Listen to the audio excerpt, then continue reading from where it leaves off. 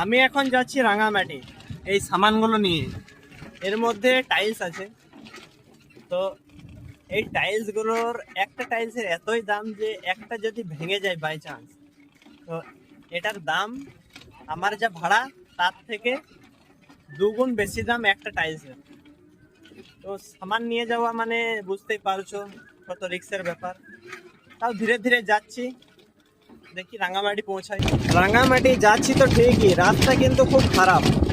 ওই যে আমার আগে আরেকটা গাড়ি যাচ্ছে, আমাদের দুটো গাড়িকে ভাড়া করেছে আসলে। জিয়ারুল ভাই, তোমার কি মনে হচ্ছে পৌঁছাতে কতক্ষণ লাগবে? 25 মিনিট। 25 মিনিট? ভাই বলছে 25 মিনিট লাগবে, মানে এখন বাজছে 6:30, 6:55 আমাদের ঢোকার কথা। দেখি ভাইয়ের কথা মতো ঢুকতে পারি নাকি। ভাই এটা কোন রাস্তা গো? আমি তো প্রথমবার দেখছি ভাই। ভালোই জিনিস শর্টকাট।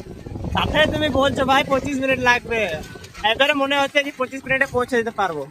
এই রাস্তাটা আসলে আমার কাছে নতুন, মানে এই রাস্তাটা আমি কখনো আসিনি, এটাতে আমি প্রথমবার যাচ্ছি।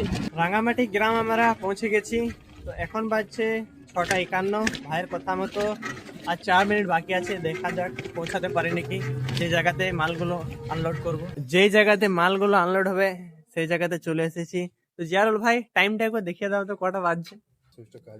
কটা বাজছে দেখে নাও।